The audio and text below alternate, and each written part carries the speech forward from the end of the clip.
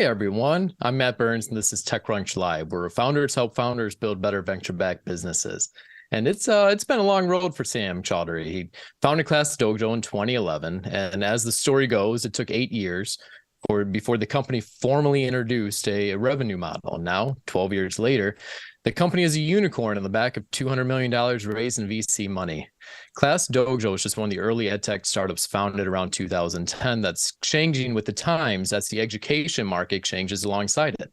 There are just simply different expectations around education software now than there was even 5 years ago. And one of ClassDojo's investors is here too, Chris Farmer. He's the founder and CEO of SignalFire, invested in ClassDojo Series B way back in 2015, and later in the company's Series C too. He's a perfect guest to talk alongside Sam on what it took to build and keep building ClassDojo. This is going to be a great conversation, but mainly because I'm not doing it. Natasha Mascarenas, TechCrunch senior reporter, is here to talk to these two. She covers ClassDojo regularly and knows this market very well. Plus, she's really good on the microphone. If you don't already, you need to listen to her podcast, Equity. It records twice a week, and it's just fantastic. So with that said, I'm going to get out of the way and let Natasha take over. Natasha, the show's all yours. Thank you so much, Burns. We're here to talk about my favorite topic, which is tensions in the startup market, how to build, and it's with two people that I admire a ton. Sam, let's start with you, because we first met when I first started reporting on EdTech and how the pandemic was really throwing a spotlight on a lot of these virtual tools. Fast forward to today, ClassDojo, in your words, not mine, is no longer really seeing itself as an ed tech company at all. So let's start there. Selfishly, what made you kind of look beyond ed tech, and where are you today? Yeah, thanks, Natasha. I don't know if we ever really thought of ourselves as ed tech, but I want to unpack that a little bit. So if you go back into ancient history, Liam, my co-founder, and I, we moved to the Bay Area for Y Combinator's education arm. It was called Imagine K-12 at the time. And that's really where Dojo started. Now, we both had backgrounds in education. So I went to this weird school which insisted on kids teaching as well as learning. I taught after college. Liam had been doing a PhD in computer science focused on helping kids kind of learn in classrooms. We'd had some experience in the space, but I think moving to the Bay Area, moving to America as our first time living here, it kind of forced us to be kind of like very, very naive in a way, and like just learn a lot and open to learning a lot. So, we got out here and we spoke with hundreds of kind of teachers and kids and families early on in the first few months.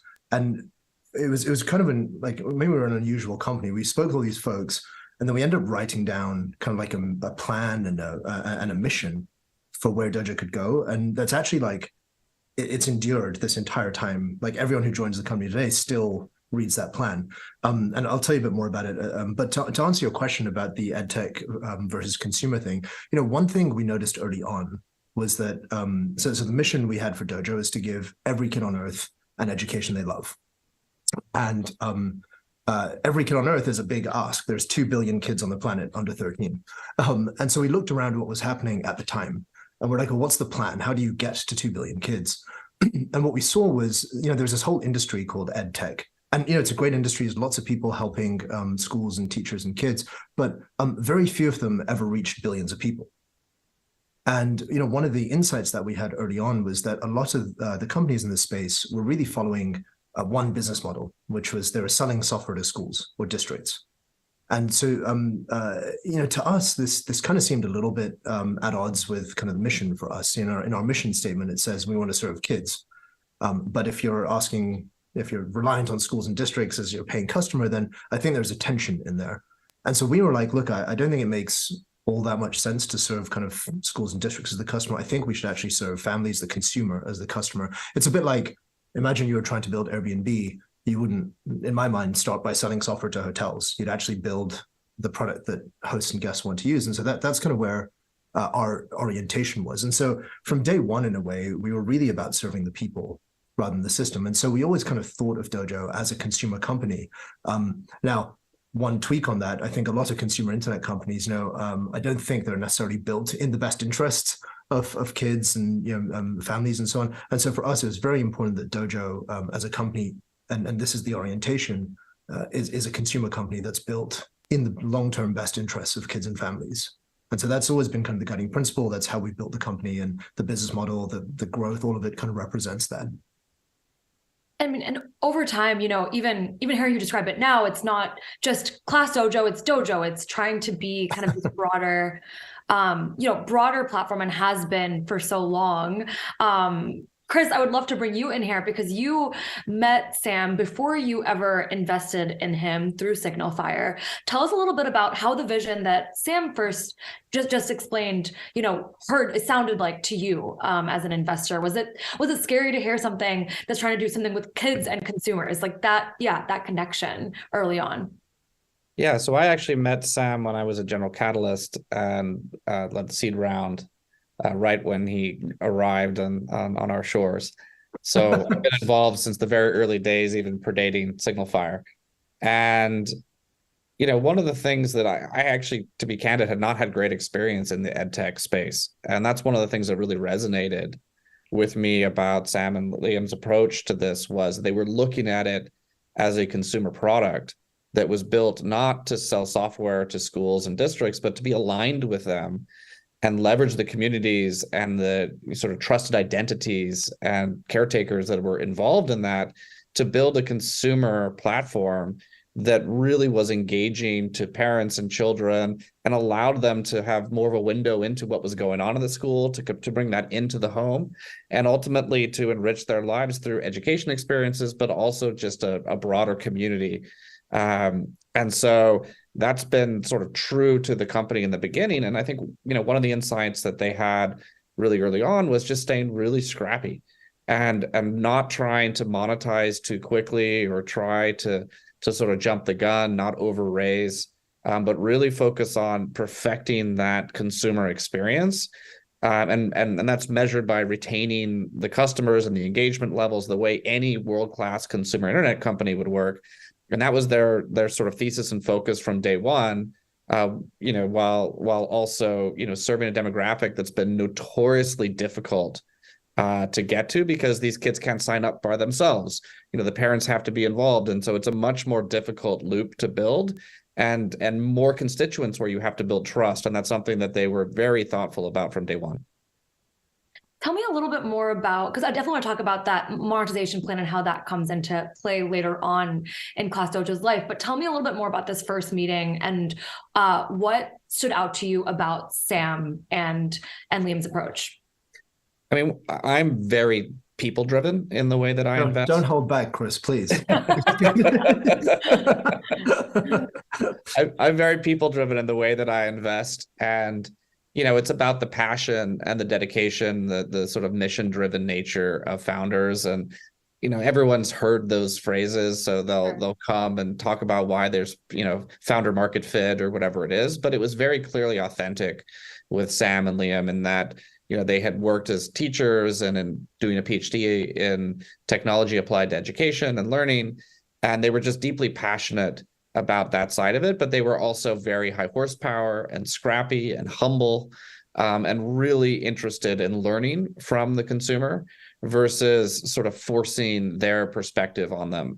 And so, and they had already at the very early stages, this was at the seed, and I think just after the demo day from K-12, which is now part of Y Combinator, they already had a significant percentage of teachers on there and were already building this love and these characters that persist today. And so the children loved it, the teachers loved it, and they were already sort of building something special from a set of founders that were clearly long-term mission-oriented and deeply passionate about the area they were focused on. Sam, I'll throw to you to tell us more about how you showed kind of customer obsession and interest in those early days. You're calling in from the apartment where it all started, and I think Chris is too. I feel left out, but let's get a little nostalgic. Like, what are some early ways you showed scrappiness when talking to someone like Chris, or any kind of investor or potential person you were trying to bring on board on your team in those early days? Yeah, I think I think we tried to be very clear. If I'm being honest. So, I mentioned this mission and plan that we'd kind of written up. Now, we didn't really know if that plan was going to work, but we had at least clarity over what we thought the plan was going to be. So, just to fill in some blanks on that, and I'll talk a bit about the scrappiness. The problem we started with, I think, is like one that everybody gets, that most kids on the planet don't really get an education that sets them up to be happy, successful, to flourish in their lives. And that's a big problem. Families feel it for their kids. We were noodling on it a bit. We're like, look, this gets even more significant when you start to realize that the key to all of human progress and all of society progressing is really people, specifically people discovering some talent they have, developing it, and then contributing it to the world. And so everything we love about the world we've built has come from this process of people discovering something special inside them and making something of it. And we're like, well, really, everyone on the planet ought to get that ability that will build the best possible future for all of us. And it's, that's the world I think we should build. It's not the world we live in today. I don't think most people go through their whole lives never really getting the chance to discover what's special about themselves. School is supposed to help you do this, but it's a very hard job to do it for every kid. We're like, well, we should build that world. Like, and maybe we can build the company that moves us closer to it. And that's kind of the big picture. But go ahead. Sorry. Just real quick, because I know there'll be a founder who's listening and it's like, okay, well, I'm going to write my long-term plan. Is this a 5-paragraph essay? Is it bullet points? Is there like, 3 sections? Well, like, what does it look like? Yeah. So, I mean, there's a Google Doc, which is a couple of pages. I think most good plans you can probably compress. The version I remember we showed in our seed deck was a couple of bullet points on a slide.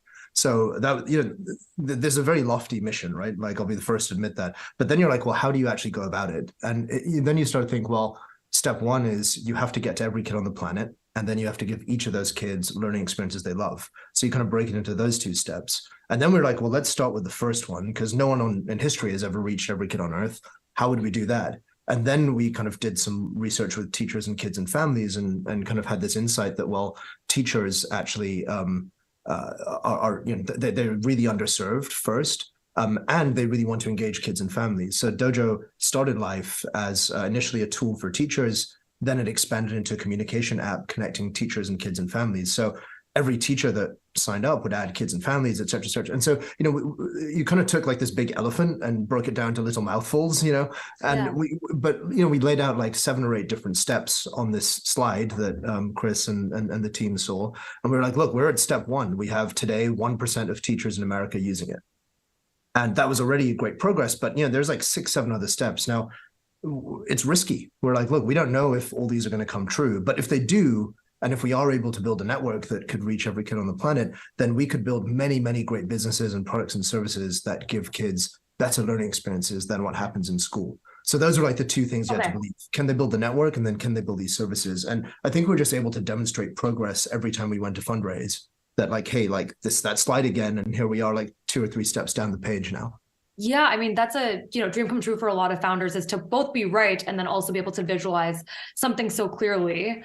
How do you go from this mission and steps to like kind of going back to the scrappiness, like really beginning to answer? I would love to know kind of like some of those early things you did that worked, and also some that didn't work in terms of landing those first customers. Yeah, I mean, one thing I think that was odd for us was, like I said, we spoke with 300 or 400 teachers before we'd really built any product. We were arriving at this kind of thesis and plan. So those 400 teachers were expressing needs to us. They were like, oh, like I have this problem in my classroom, or I wish my classroom were more of a community. And so we kind of noted all this stuff down. We weren't trying to sell them anything. We were just learning. And then we came back, 6-7 weeks later, about a month before demo day, and we had a product for them. We're like, hey, look, like we built this thing. We think it helps with some of the stuff you were asking about, classroom management, communication, et cetera. Do you want to give it a go? And, I think for our group in particular, teachers, this was like just the most unbelievable white glove service. No one does that for teachers, right? They're like, at the time, they're super underappreciated. No one really then earn that much money. Is not going to pay you a lot. So, but we turned up as these 2 kind of crazy Brits who are just like, we're just building something that you asked for. And does this help? And so that's where we got our initial group. And then what started to happen was word just started to spread. And we definitely helped and stoked, but I think a lot of it was this real, they'd write in, that first kind of 80 teachers or so, they'd write in, we'd fix the thing that they'd written in about, often that same day, and let them know. And I just think in the early days, there wasn't really a good substitute. There's no like magic growth hack or anything. There was no real substitute for the kind of obsession that we had with like honoring and serving that initial group of teachers and then families and kids. But that was in the early days. That that's kind of evolved since. I can talk a bit more about that if you'd like. Yeah, I mean, I want to hear more about how you found these teachers too, because yeah, I mean, not everyone has a super clear ability to then, are they on LinkedIn? Where are teachers these days? Where are the hard to find customers, and how do you talk to them? Yeah, I mean, so basically we became like a spam factory early on. So like so schools will often publish email addresses of teachers. So I would just collect a bunch of email addresses. We did whatever it took. I got on a Teach for America kind of email list. I went to local schools actually in Palo Alto, where the incubator was. And we just offer to like, hey, can we talk to like 5 of the teachers? I did a deal with some teachers where they were like, hey, at a school I won't name in Palo Alto, they were like, can you come and teach summer school for a couple of days? And if you do, we'll give you some feedback on the product. So I did that. I mean, we literally did like everything you could to just get in front of real people who are willing to give us 20 or 30 minutes. Yeah. Oh, that's awesome. It also kind of breaks. You mentioned, 2 Brits coming in and the benefit of being, new and maybe in some ways naive. And Chris, I feel like that at some ways can break from the pattern we see VCs sometimes ask for, which is we want someone to have, lived and breathed this topic for a while. I mean, I'm being stereotypical here. Clearly, there's a ton of ways to get stuff done. But tell me a little bit about how you think about the outsider advantage at Signalfire, and like when there's enough overlap between outsider advantage, but also being able to build a smart company in the space. It's a good question because there's a tension between those two things. It depends on what the end customer is. If you're talking about an enterprise application selling to the same customer on a new technology paradigm, like moving from on-prem to the cloud, often that experience is very advantageous. Cybersecurity, those types of things. But for new consumer behaviors, you're never going to revolutionize an industry from taking somebody who came from that industry and has been too indoctrinated in it. So you need people who have enough experience, either as they're an end customer, or in the case of Sam and Liam, that they've deeply spent time in the education space. But at the same time, they weren't building an ed tech company, they were building a consumer company. So they had to bring best practices that looked more like a social media company. But then they also brought like very clear principles that they were not going to charge schools, not today, not ever, right? And that they were going to make sure that children's safety was always a priority, right? And so they took a lot longer to monetize and didn't take any shortcuts because these were such important principles foundationally for the company that ultimately built trust, which made teachers comfortable with sharing with other teachers and with the children and the parents and so on and so forth. Because especially when you're dealing with the demographics that they were dealing with, that was really paramount, that every constituent felt safe and trust and long-term alignment, and having advertisers that were going to try and spam you or any of those types of things, would have gone from that thesis and from that principle. And therefore, they took their time in making sure and had to stay really lean as a result to make sure they stretched their dollars to really produce that product that would create a magic moment for the teacher in helping to communicate what was going on in the classroom and helping them to be more efficient in communicating with parents and families, but at the same time was engaging for the children that had, sort of world-class, best-in-class retention metrics, very quantitatively from what you'd expect from the best consumer internet companies.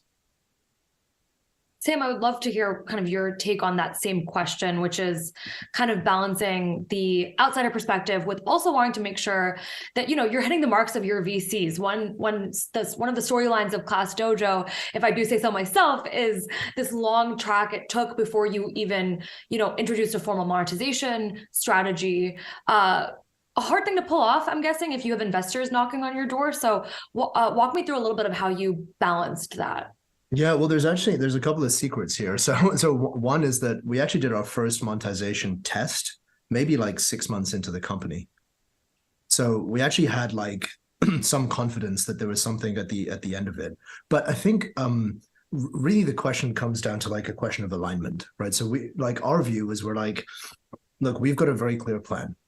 we think that if we can establish a network that reaches every kid on the planet, or could reach every kid on the planet, then we can build honestly like a generational business. Like you start to think a bit from first principles. This is actually one of the insider kind of tensions. We turned up here, and a lot of people are like, oh, American parents, like they don't pay for education. They don't, and this was one of these things that everyone just bandied around. And we're like, okay, like I guess that's the conventional wisdom, but like if you reason it from first principles, and it just doesn't make that much sense. Like you go and talk to families, and anywhere on earth, anywhere in America, and you're like, do you want a better learning experience for your kids? And they're like, yes, I do. And so then you're like, okay, well, this isn't like a market problem. This is like a product and packaging problem. Like they haven't been given the right thing. And we're like, well, maybe we could give them the right thing, but we have to be like long-term about that. So step one is build a network that could reach every family on the planet, because the mission is about every kid. And then once we have the network, we can start to build great businesses on it. But we had to align with investors. There's a big range of investors out there. Some want, the 2-year return, some want something else. And we just laid out our thesis and didn't treat it like a persuasion problem. We were just like, is this a match with the kind of investor you are? And so I think being clear about the thesis and about the long-termness of it enabled us to find investors who also matched that. And we've been very fortunate. The progress of the company has been great every time we've got out to speak to investors. And so we've been able to find a good match over the years. So kind of lead with it and be pretty transparent about how you are thinking about it, and that you're not thinking about it. Yeah, I mean, one thing I want to say is I think there were some companies that had the view of, let's just get big and figure it out. And we were never in that camp. Like we had a very clear plan. We were just like, it's just a phased plan. Like once we hit some metrics on this network size and engagement, whatever, then we're going to turn some attention to monetization. And here's what we think we're going to do then. But it would be silly for a 20-person team, which isn't generating revenue, to try and do 5 different things. You have to be laser focused on the only thing that matters, the binary risk. Can we build the beginnings of a network or not? And if we can, life's going to be great. And if we can't, this isn't going to go very far. I think history in social networking would argue very clearly that if you can get the virality, the engagement, and scale in a social network, it will monetize, whether that's a Pinterest or a Snapchat or lots of other companies that didn't have Twitter, that didn't have clear monetization strategies in the beginning. And so I think, they were smart to sort of look to that precedent, do some early tests, but have patience that they nailed the consumer experience first. Because if you try to monetize too quickly, you can break down what made you potentially valuable as a network in the first place.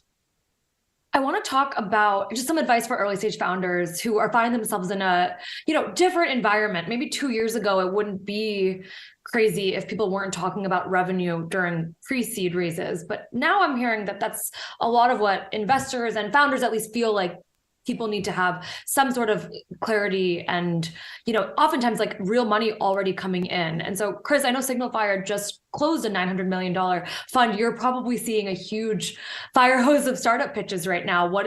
What's kind of coming up, and what's your advice for founders who are not sure how much and how loud to be about revenue right now? Yeah, I mean, I think in an environment like this, the public markets have corrected pretty severely, and the valuations that companies in the technology sector in general are very depressed relative to what they were just a couple of years ago. And simultaneously, the merger and acquisition environment is, very cold, and there's very few deals happening.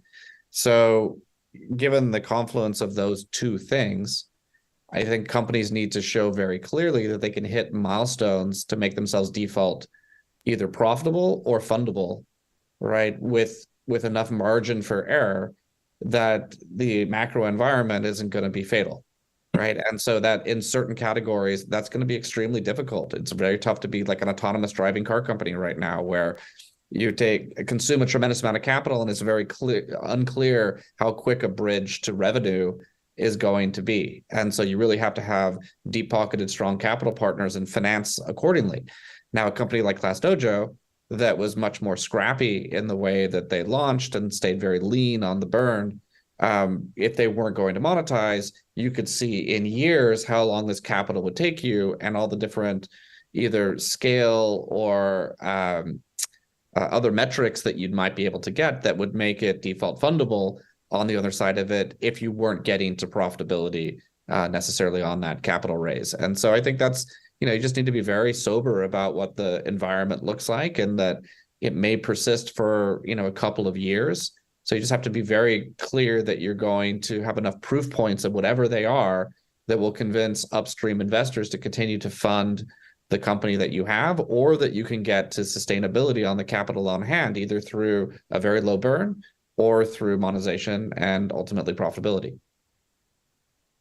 That's great. I mean, Sam, same question to you, especially given that you had raised somewhat recently, like how, to use Chris's perspective a little bit, like how, sober are you being in your spending right now? What are you spending the most on, not so much on anymore in this market?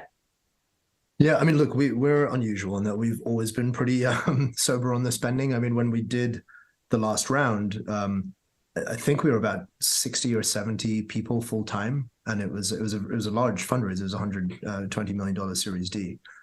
So we've always been very, very small relative to our base of tens of millions of people, and tiny relative to the opportunity I think ahead. So we've kind of continued that. The team's grown, of course, but I think it's for where we are, it makes a good deal of sense to operate the business in a way that you can be cash flow positive if you want or need to be, without doing anything too dramatic or painful. And that's kind of, we're kind of like just there. We're like, okay, we don't need to be, but we could be if we want to be.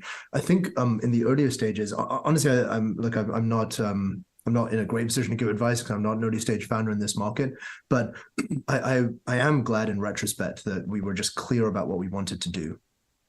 Because I think a lot of the surprises come when people are misaligned. And they're like, I thought you were going to be profitable next year. And they're like, oh, this is going to take like 10 years. And you're like, oh no, So I think being aligned and being clear is helpful. Can't go wrong with that. One question of mine, and before we jump into listener questions, and it is maybe unsurprisingly about AI. And I know it's a conversation happening in, every newsroom for sure, but every venture firm and company. So, Sam, I would love to hear how you are, how you're talking to other founders and entrepreneurs about this right now. Anything standing out in terms of best frameworks to think about AI and integrating it into your product as we speak?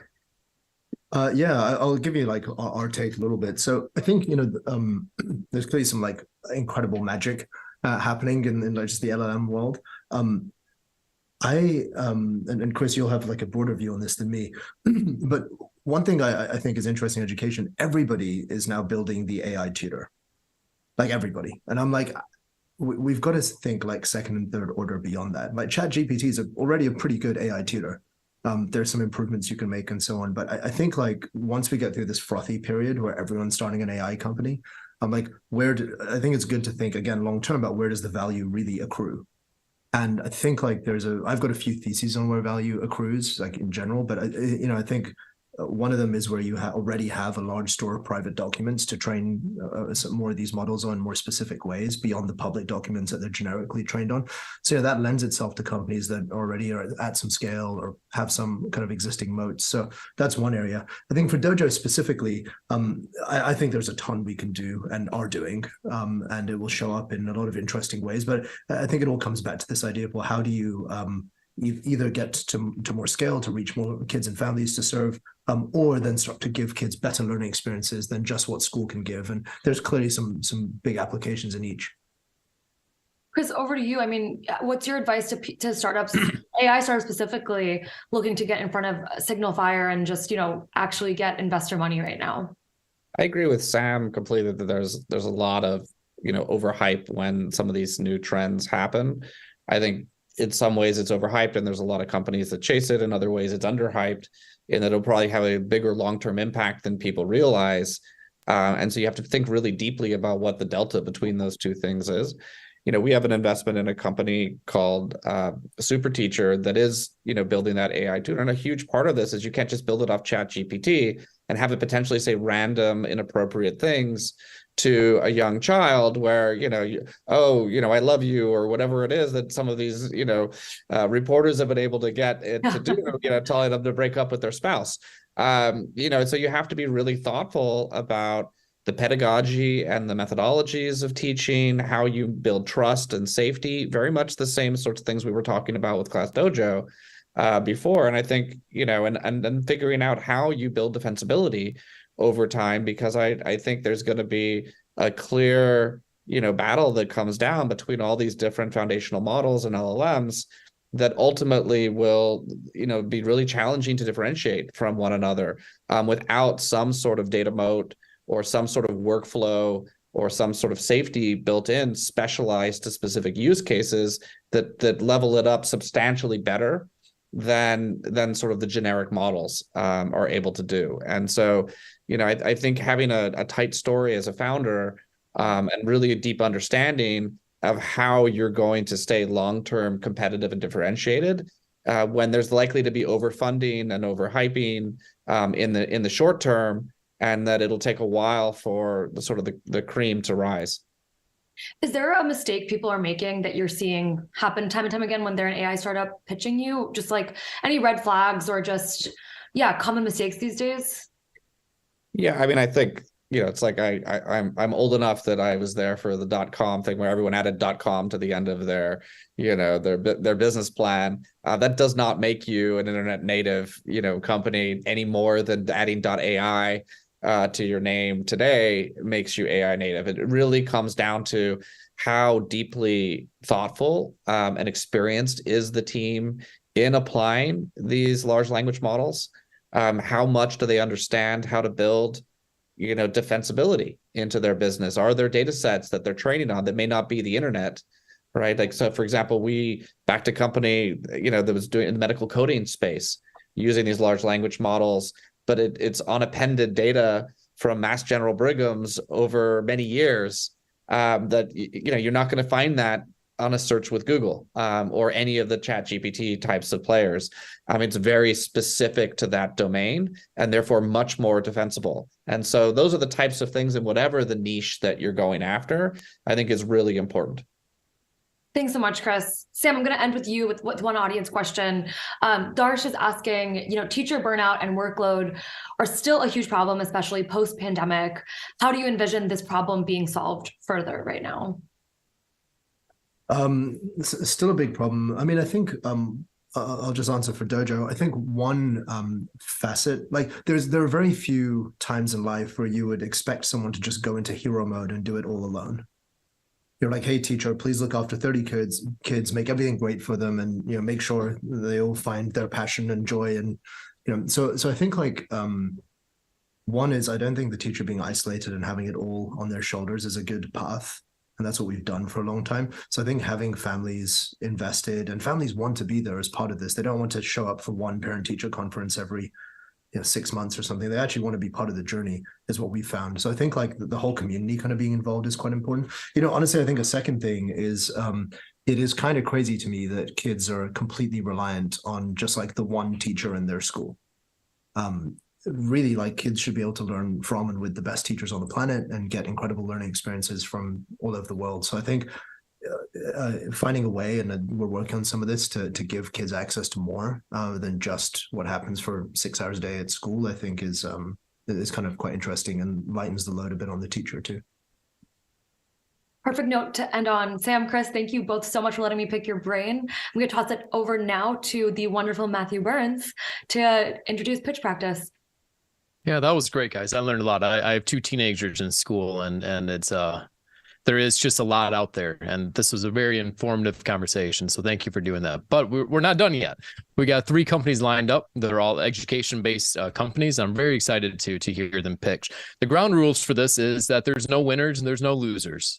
Everyone gets 2 minutes to pitch, and then we give them 4 minutes of feedback. So the goal here is just to encourage everyone to tell anyone their pitch that will listen. And there's 3 of us right here that's ready to listen. So we're going to bring the first person on, and we have Evan. Evan is coming to us from Stack, which is a peer-to-peer tutoring platform. Evan, are you there? Yeah. Hi. Can you hear me? Absolutely. Yes, sir. You have 2 minutes to present your company, and let's start that timer now. Great. Hello. Yes, my name is Evan Martinez, and I'm the co-founder of a startup called Stacks. Stacks is a platform that provides peer-to-peer tutoring for college students. Unlike traditional tutoring that is often exclusionary, Stacks was created to sort of lower the barrier between students who need help and those who can provide it, and level the playing field across campus. The reason we created Stacks is because we felt that the tutoring status quo is failing at the university level. Once students overcome the stigma of asking for help, they face high costs, slow response times, and inadequate resources for advanced classes. Stacks solves all of these problems. Users can set and negotiate their own prices, including non-financial means of compensation like dining hall swipes. Help is available 24/7, and TAs and graduate students can help with advanced material, while posting is also anonymous to help reduce that stigma and kind of stand in opposition to the culture of genius on campus. Stacks is also a great way for upperclassmen and graduate students to make some extra cash. Right now, the app is built and we're actually launching at UCLA today. So soon we'll, thank you. Yeah, soon we'll hopefully have the insights to perfect user flow and optimize our marketing strategy as we sort of expand to other universities. And then from there, we'll be in a position to focus on growth, fine-tune our monetary strategy, and then build out our personnel. So I know I have 20 seconds left, but that's all I have. So I want to say thank you, and I look forward to your questions and comments. Thanks for that, Evan. That was very good, nice and smooth. I appreciate that. Sam, let's start with you. Any feedback? Yeah, Evan, a couple of things. I mean, first, thanks for sharing. This is like really close to my heart. So my high school operated this way, middle school as well. It really insisted on peer-to-peer kind of tutoring. So I'm a believer in the model, and there's lots of good research for it too. And I thought you did a great job just articulating. I got a very clear model very quickly of I think what you're building. One thing that I think that's great. I think a lot of times people get off into highfalutin territory, and the listener isn't left with like, okay, but what is it? So I thought you really got to like, what is it? And I was like, wow, that's awesome, and it's great that you're launching today, and so on. One thing that stuck with me was I'm like, as someone who's not, I don't really work with colleges and higher ed and that kind of stuff. I actually don't know how big like the magnitude of how many people are affected. I almost found myself craving like, hey, there's like X million people in colleges and Y% fail or struggle. And we all know college is like a little bit broken, but what the single biggest problem is that people struggle to get help. And and actually like this is a really cost-effective way that's a win-win for people to get help. And so I just found myself like, oh, how many people are actually in colleges? How many people face this? And but I love the idea and the direction, and I'm pumped for you, man. Thanks. Yeah. And, a lot of colleges also have, university resources for like lower resource communities, but, they offer free tutoring, but a lot of those they have high congestion, they're slow, the response time is, it just doesn't work for the average college university student because schedules for the student is crazy. So. Totally, yeah, and like in a way, I think colleges and universities scaled one of the least effective forms of teaching, which is like the large group lecture. And you're like, this is actually the way that I think things could be done, is in smaller groups with people who are closer to the action. Yeah, and ideally, we would love to connect graduate students who, I have a lot of friends who are graduate students, and they would love to, make some extra cash and help undergraduates, but the ability for them to find those two T's is sort of non-existent, and they just don't have the time to kind of like find their own, user base. And so, hopefully we can also be a substitute for that. Sweet, great, man. Chris, any feedback from you? Yes, certainly. So great to meet you, Evan. And so, obviously there's a lot of tutoring marketplaces out there, peer-to-peer marketplaces. One of the things that I liked about what you're doing is building off of existing communities like UCLA where you're launching, right? And so one of the questions I had is sort of how we think about building defensibility on that campus. And so obviously one of the areas that you probably could have gone into if you'd had more time was specifically around individual courses, professors, et cetera, that may have different teaching sides, specific syllabus, et cetera, where there's very narrow areas that a generalist tutor from some other place may not have as much context on. And also how you also continue to sort of entrench yourself either through network density of either, live sessions or whatever may be in working groups, or potentially having ties to the university. Because if it's TAs teaching existing students at a lower cost basis, can you use financial aid or other types of things to to monetize on this platform in a way that makes it easier to work with you than perhaps other third-party tutoring platforms. So for me, I liked the concept of sort of building density around specific universities. But then how do you make that scalable? How do you do that where there's not a lot of business development with, each individual school? Would be questions that I would have, liked to dig deeper into. Yeah. One quick note is, a lot of times in the past, professors typically populated problem sets with questions from the backs of like textbooks. But now much more often is the case where they're coming up with the more advanced course material questions just from the spot. And so there's no past precedence for students to like research online, like at a Chegg or a Stack Exchange, or even going to traditional tutoring companies that like outsource to somebody who's not affiliated with the university to really have a deep understanding of the material and be able to offer like a robust answer and provide the help that they need. So yeah. All right, Evan. Well, thanks so much for joining and pitching. Good luck on your launch. Thank you so much. I appreciate it. Good luck. All right, great. Nice to meet you. Next up, we have Mike. Mike is coming from GotLearning. GotLearning is a two-way CRM-like platform for teachers and students. And I can see you on camera now, Mike. You got 2 minutes to present your company, and it starts now. Hi, I'm Mike Rutherford, founder of GotLearning, which is GotLearning is a new type of enterprise teaching and learning platform based on the concept of CRM. I'm a former classroom teacher, and I started the K-12 group at Blackboard and brought their LMS into the K-12 space back in 1999. After many years in ed tech and in ed publishing in the private sector, I returned to the classroom in 2015, and I had found that things had changed a lot. Students now have laptops, tablets, and smartphones. And the amount of qualitative learning data that they actually generated had grown substantially. But schools were still using that same design of software that I had brought from higher education into the K-12 space, the teacher-centered LMS.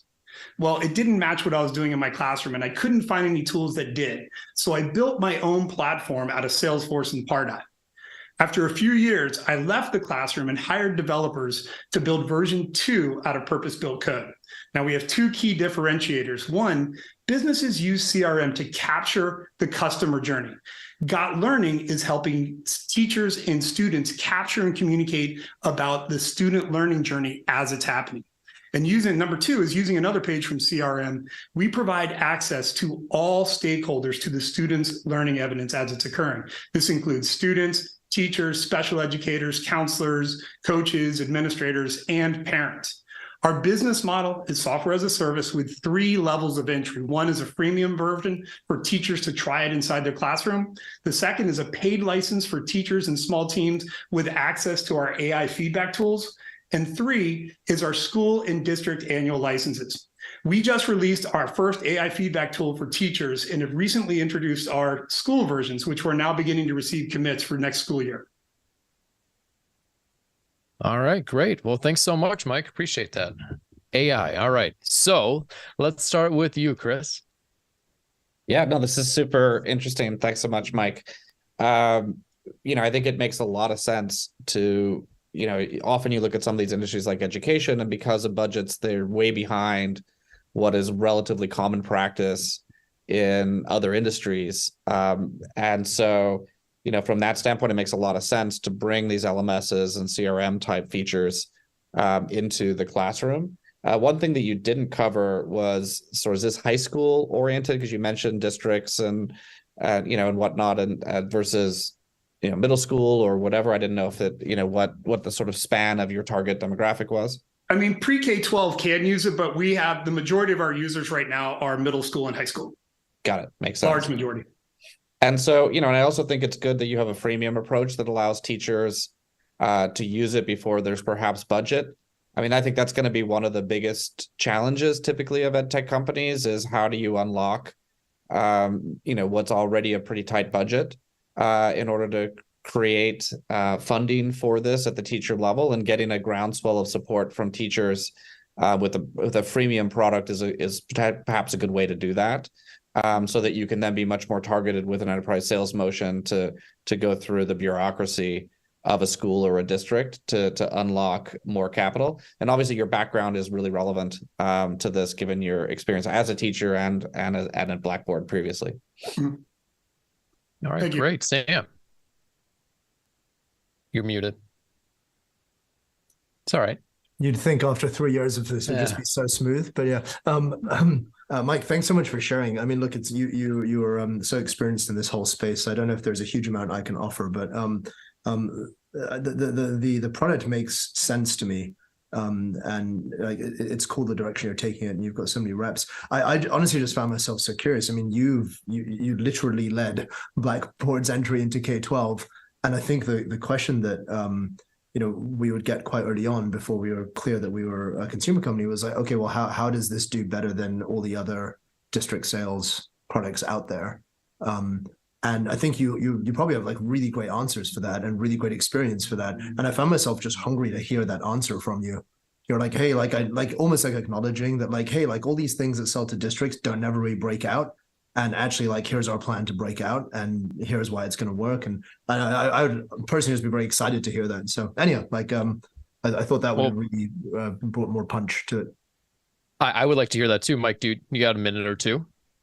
Okay, well, first off is that this is very different because the model is that we're actually tracking the individual student, where the LMSs are actually teaching in a one-to-many framework, where the CRM is really many, the whole organization, all those stakeholders that we talked about the individual student. And since I know you guys probably all use CRMs, you know that each of those have an individual record. LMSs don't. We're based on the classes, and that's because it was brought in from higher education. And yes, I'm at fault for that. I'm not trying to correct that mistake, but well, yeah, I am. I am trying to correct that mistake. But that's the way to do it, is to get it from the early innovators, as you said, the teachers who are ready to use this in certain ways, and then also find the school leaders who want their teachers to be able to see the whole child and be able to do competency-based education, project-based learning, and be able to meet the needs of each individual child with the whole village taking part, if you will. And so that's the message that we're pushing, and we're kind of taking a two-pronged approach from grassroots and then also from leaders that want to see their schools move this way and get away from the 25-year-old LMS. Right. So there might be like there's a set of schools or principles that are really highly relevant for you, and you're getting all of them, and then you're going to grow out from there. Going for it. Yep. That's awesome. Cool. Well, best of luck to you, Mike. Keep in touch, and please reapply. I'd love to hear how it goes. All right. Appreciate it. All right, great. Well, we got time for one more today. We got one more. It's coming. It's Red Cat Multiverse. It is an education platform for Gen Z. Are you there? Yes, I am. Hi. Hi there. How are you? I'm great. How are you guys? Very good. Hey, nice Thank you so much. Well, we'd love to hear about your company. You got 2 minutes, and it starts now. Wonderful. So this is Biniji Kaya. I'm the founder of RCM Labs. I'm a teacher, software engineer, and an entrepreneur. This is my third company. So at RCM Labs, we are taking on one of the most pressing challenges facing millions of Gen Z individuals in today's ever-changing job market. Our next-gen edutainment platform is designed to provide personalized, immersive, and social learning experiences that empower digital natives to stay ahead of the curve. By combining the power of robust game IP, immersive learning, and Web3 technologies, we are basically revolutionizing the way learning is experienced. We have already generated our initial revenue. With our initial module launch, we are going to be almost 3 months away from our MRR. We have seen 151% jump in our revenues in Q1. We have a community of 40,000 people around the project already. And our team comes from Riot Games, Algorand, MIT. And we are right now raising pre-seed funds to accelerate the development of the platform. Okay. Thank you. All set? Yes. Thank you for that presentation. All right, Sam, can we start with you this time? Yeah, for sure. You might have said this, but I might have missed it. Like, I mean, there's a lot to take in there for me. Like, where are we targeting? Like who are the first users that are Gen Z, we are looking into Gen Z, basically people who are just graduating from college, go to job interviews. Most of the, when you talk to these people, they are getting, 80% of the questions are about behavioral skills, for instance. Okay. So we are going to be looking into those people and focusing on behavioral skills. And we are focusing simply critical thinking for the first phase of the project. So this came out of a project we did at Stanford. So we know that these people are not learning these skills in college. So we are going to help them build these skills in an immersive game environment. Awesome. Very cool. Yeah, I mean, look at there's a lot in there, and I feel like we could spend like an hour unpacking, at least unpacking. One thing that I think would help me as someone who's not super close to like the whole NFT kind of world is it's just like it would help me to start with a narrow, like, where are we exactly as you just answered now, actually, like, hey, for people who are leaving college and need specifically critical thinking as a skill, here is what we are offering them. It would help me like build like the mental model from it's not everything you're doing or want to do, but it's like the kernel of the idea, and then I feel like I could wrap a lot of layers around it. So I think what Sam's saying is in the pitch, you definitely need to define the ideal user at the beginning, especially when something's so broad. You got to just bring us in and target us at something, so we have something to hold on to, rather than saying all of Gen Z. You got to give a use case, because that's a lot of people. That's a big demographic. Right. Yeah, Chris, can we go over to you? Yeah, I would have said some of the same things. I mean, I certainly agree that personalization is important in the education process, that bringing in sort of game mechanics in order to engage and retain people, all these things are important. I was less clear on sort of the Web3 elements. So really taking it away from some of the jargon and a little bit more into what is the experience? Who is your ideal customer profile? What is their problem set? How are you using these approaches and technologies in order to solve their problems or help them in a way that hasn't been possible before? You also mentioned community in this, and something like, I think, 40,000 members or some quite substantial number. Who are those people? What are they doing, and how are they contributing to the platform and to the experience of the end user was unclear to me. So it's hard to sort of give much more feedback than I think there's just an opportunity for a little more clarity on exactly what the problem is within the Gen Z demographic, who you're focused on, and why their needs haven't been served previously, and then go into why we're the right team to solve it and the specific mechanics of how you're going to solve that. But because the problem statement and use case was less clear to me, and trying to sort of weave that throughout the presentation. Yeah, there's a lot of jargon and buzzwords in there, and if you can, instead of saying the buzzwords, say what the actions that you're trying to do or to accomplish is a very good way to say that. Point is taken. Yeah. All right, fantastic. Well, thanks so much for joining us. I do really appreciate it. And to Chris and Sam, this has been a great episode. Education is just so important, and I love the conversation about helping teachers as well, because they really are kind of left out in the dark sometimes. So, Sam, Chris, thank you so much for joining us, and we'll see you guys next week. Bye now. Pleasure. Thanks so much for having us.